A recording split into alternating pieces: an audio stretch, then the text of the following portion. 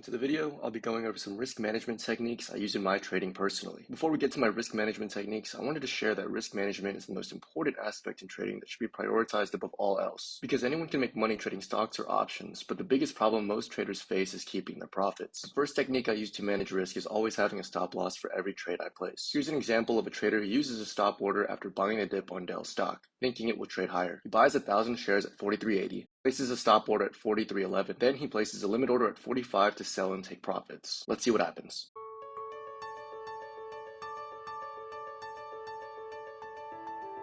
He had stopped out and takes a $690 loss. Now, see what happens if that trader decided to not use a stop loss because he was stubborn that he was right. Here we go again, but this time no stop.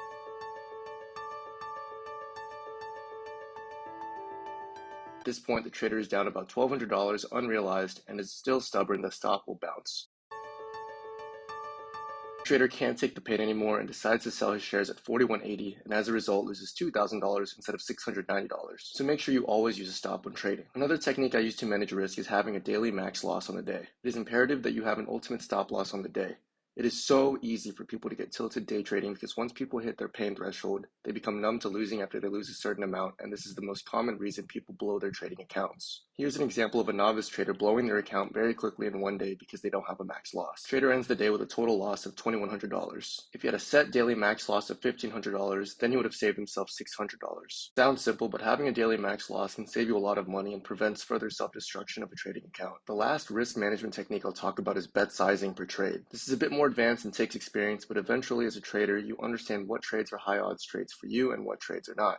As a result, you're reducing your size on trades that may not have too much historical evidence or if you're trying a new trade idea. So, some days I will recognize trade ideas I have are not high odds, so I will size down and risk a third or a half my normal size. To clarify, an example would be a trader has a normal bet sizing of $1,000 per trade, but as he does his morning planning and analysis, he realizes that some of his trade ideas don't have substantial historical evidence. Let's say he has an idea on a stock like BABA and risks $500 because he doesn't have a lot of evidence to support that his BABA idea is high odds. Then, in that same session, he has a high odds trade idea on Apple that he puts on and decides to risk $1,000. He may lose on the lower odds trade, but instead win on the high odds trade, so he'll end up net positive. He could also lose on both, but trading is a game of probabilities and the job is to put risk on when you believe the risk reward is worth it. And in the long run, he'd most likely make money by trading this way over the next 1,000 trades. Some traders are also willing to double or triple the amount they normally risk on a high odds trade, which can highly skew their business's profitability, but I abstain doing that for now personally just to keep my process consistent and the P&L swings manageable. I hope this video was of value to you, and if you are a trader, always remember to keep your risk in check. Stay hungry, folks.